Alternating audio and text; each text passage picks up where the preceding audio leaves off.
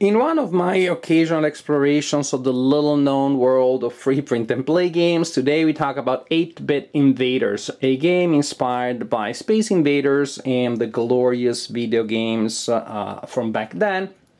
In this game, you play, well, pretty much the same role that you played in the video game. You're shooting against this grid of aliens that is trying to destroy your planet, and you need to do that efficiently. You need to destroy them all to clean the screen very efficiently, very fast, because after a while, they will start moving fast.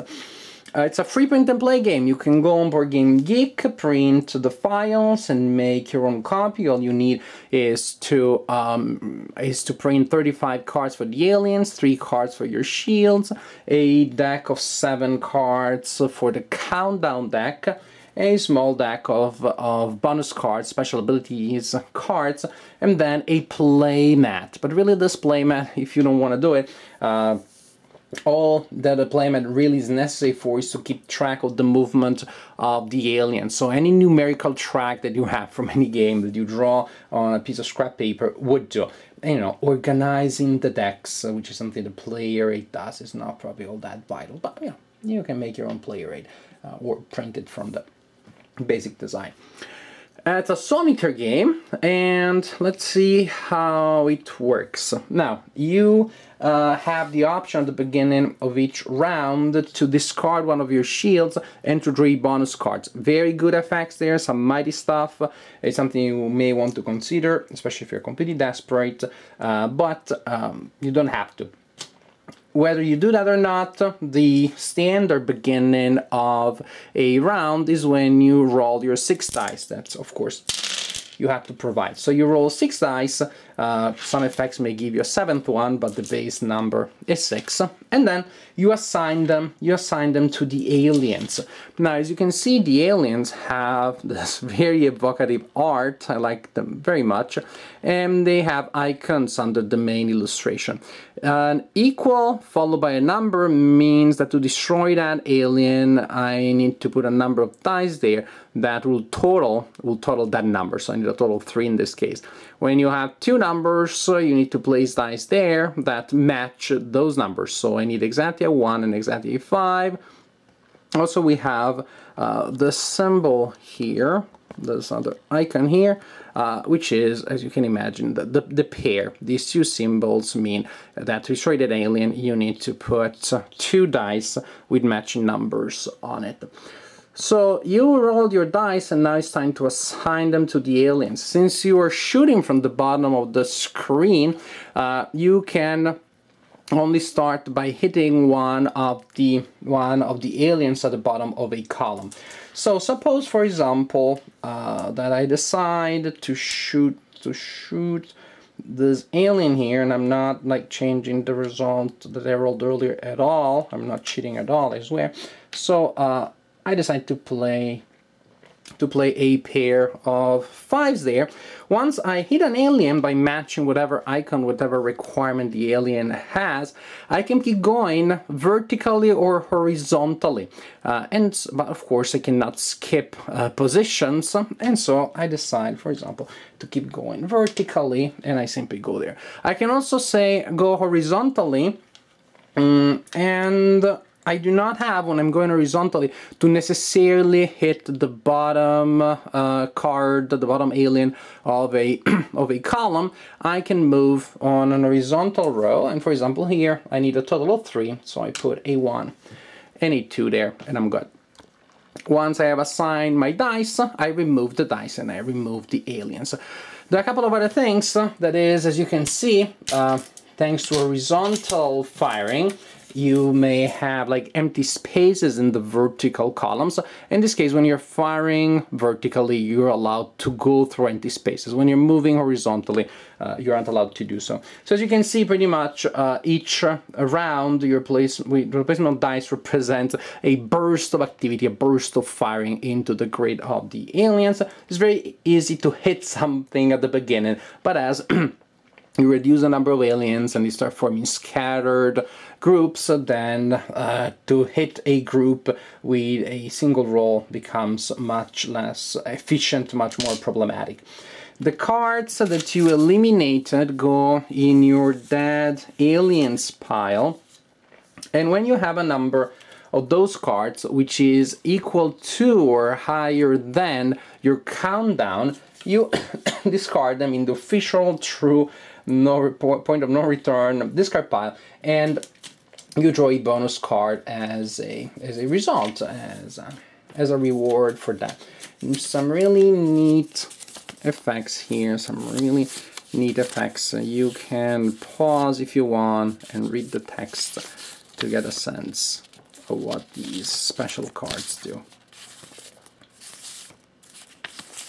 Now, by the way, as you can see, there are some people when they make their print and play games, you know, they mount the cards, beautiful backs, use cardstock, high quality paper.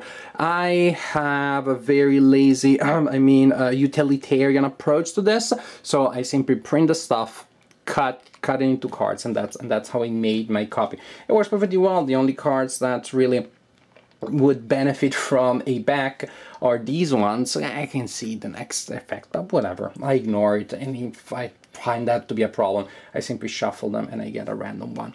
And since here you do not flip cards to their back, again, this is another design that if you, like me, are a utilitarian builder or print and play games, you won't have a problem, because you can get by simply printing a sheet of paper without worrying about the back.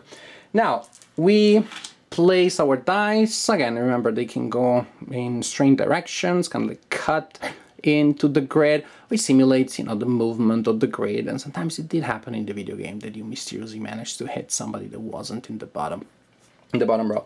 So after you're done with your dice and potentially you got a bonus card, the aliens move. To move the aliens, you roll 2 dice and you subtract 1 from the result from each, which is a strange procedure, but in this way you don't have to fumble with other types of dice. You resolve everything with d6s. I guess that's the rationale. So there would be a 3 and a 3, 6. And the dice that you roll for the movement of the aliens, you mark the total on that track there, So in this case I would have 6. When the number of the movement track, and suppose next time I get a total of 10, so now it's 16. When the number there equals or exceeds the number of aliens in play, the countdown deck goes down by 1. I discard the top countdown card. The countdown deck has 7 cards that are in descending order or ascending order, depends on how you see the deck. The point is that when you draw 1 and discard 1, there is a lower number there, which makes it easier for you to get bonus cards, hooray, but also means that it makes it easier for the aliens to move the countdown forward, because each time they will move, they'll move faster. I mean, the point what moves them faster actually is not the countdown, is the fact that you're destroying them. And again, the number that is left on the screen will be more often lower than the number that has been accrued here. So you roll the 2 dice to determine whether or not there is a movement that advances the countdown. Also, you use the total that you rolled to determine if your shield move or not. Your shield move or not is determined by the total. If the total is even, then you move all of your shields by 1 location to the left. And if the number is odd, then you move them to a location on the right. Now, something important. I realize that I haven't told you about how you lose the game. Very important. Actually, between, I don't know what that happened. I didn't drink enough coffee today, I guess. Between when you assign your dice and you hit, and when you roll for movement, the aliens get a chance of counterattacking. Really, that's crazy that I forgot that thing. Because something that you'll be thinking about a lot. If after you have assigned your dice, there are 3 aliens of the same type in the bottom position of their column, 3 aliens of the same time in the bottom position, and those 3 are in unshielded positions not facing shields, you lose the game. Those aliens of the same type, constant identifier, and you lost. For example, here, that would be the case. I just lost the game. 1, 2, and 3 in unshielded positions. This guy doesn't count, but too bad for me. If that was the case, originally, when I'm checking after I assign my dice, I'm fine actually, because this one doesn't count because it's facing a shield. This one doesn't count because it's facing a shield. Now there are only 2 of those lime green aliens in their bottom position. There is a red one, a brown one, and a light blue one. I'm fine. There aren't 3 of the same type.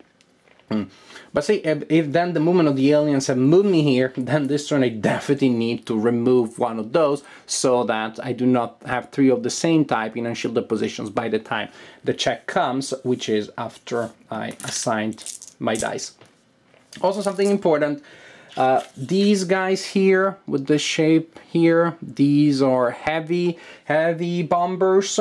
If there is one of them which is at the bottom of a column facing directly one of your shields, kaboom, the shield is gone. You simply lose it, and so things become tougher. So again, if after movement this is my situation, well in this case after movement, after I assign the dice, this is my situation, boom. I lose this. Let's suppose that my situation becomes this after the moon to aliens. Again, I have 1 attack to try to change things on the board to avoid losing a shield. You win the game by destroying all of the aliens before one of the losing conditions applies. You lose the game, again, if 3 aliens of the same type at the bottom of 3 unshielded columns attack you, but you also lose the game if the countdown goes down to 0 if you discard the last card. Game over, and long. And that's the game. This is how the game works. Now, it's simple, it's easy, it's entertaining. It's not super mega deep, but you know, for what you spend to buy it, which is 0, and the effort you make to craft a copy, which is not much, I think it's good value, definitely good value for the money and the effort, because it's entertaining, and you know, the nostalgia value may color my opinion. That is something you have to take into account. It's fun and entertaining. I like the pace, but I think that the pace of the game and the progression of the game may cause problems for some people, because the point is that early on things are very calm on the board. You're shooting into this tight grid and making a lot of damage and feeling very good about yourself, and these aliens look a little sleepy, they're not doing much. Later, of course, as the countdown progresses, they will start moving much faster, and that simulates perfectly that panic that you have when in the video game they do start like moving like crazy, like they wake up all of a sudden, and you know the game is gonna be over soon. When the countdown reaches like 4 or 3, you know that the game is almost over, and that you only really have a couple of turns to finish the game, to complete the game, and to hope to win it. Now, the point, therefore, is that you may get the impression that only the last couple of hits really matter, because, you know, those are the ones that can easily lose you the game. But to me, the point is actually that you know that that's going to happen. You know that these guys are going to start moving like maniacs towards the end of the game. And the point is to prepare yourself, to build a strong position, to put yourself in a strong position when you know that that will happen. So, for example, you can save cards, try to acquire bonus cards, throw away your shields at the end when you get desperate, save your cards so at the end you have various things that you can do and you're not at the mercy of the last couple of die rolls. Also, the way in which you destroy the aliens matters, because when you only have 4 columns left, this is super mega important. Is not just the bottom card that shoots at you, that you check to see if there is enough of a concentration to kill you. It is the bottom 2 cards. So those will be that one, those, and those. So actually, if this was the situation, I only had 4 columns, there would be a high concentration of these lime green guys. But again, many of those would be shielded. These 2 would be shielded, these 2 would be shielded. But actually, you know, well, I'd be fine.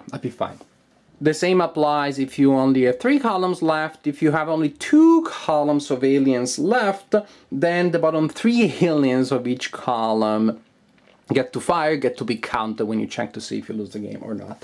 So, well, there is, you know, maybe a good idea is to try not to destroy columns thoroughly, to thin them out, to keep more than 5 for as long as possible. Of course, sooner or later you'll need to punch to them. But if, you know, at that point all columns have 3 cards or less, then that may be advantageous. But again, if you spend too much time doing that and you ignore the potential nice sequential hits vertically because you're trying to keep as many columns on the board as possible for as long as possible, that also damages you. So you have to be efficient. You have to think of the first part of the game not as just as an empty prologue that is unattached, it's not attached to the rest of the game, but as the preparation phase for when the battle becomes really tough towards the end. So seeing it in that light, I enjoyed the progression, I enjoyed the pace of the game. It was pretty enjoyable. It has a bit of a puzzle quality, and sometimes you do spend quite a bit of time looking at all the options and optimizing the dice that you get and see all that you can do, which is fine because it's a solitaire game, so you can be in analysis paralysis all day for all the week here. As long as you enjoy yourself, nobody will suffer from the analysis paralysis. So I have nothing against puzzle-oriented games of this kind if they are solo. It's fun. It's fun. It's a nice puzzle, but you still get to shoot something, which is always a bonus to me. The theme is entertaining. Again, really, may not be, you know, the deepest design that there is out there, but for a game that you get for free, that you can assemble very easily, that travels well. It requires a little bit of room to set it up, but it travels very well. I mean, it can travel in a pocket. I mean, if you fold the playmat, the entire set will be like this big. So for a game that has all these advantages, definitely 8-Bit Invaders is a good one. I recommend print a copy, give it a try, you may have fun, and if you don't, well, you really haven't wasted much.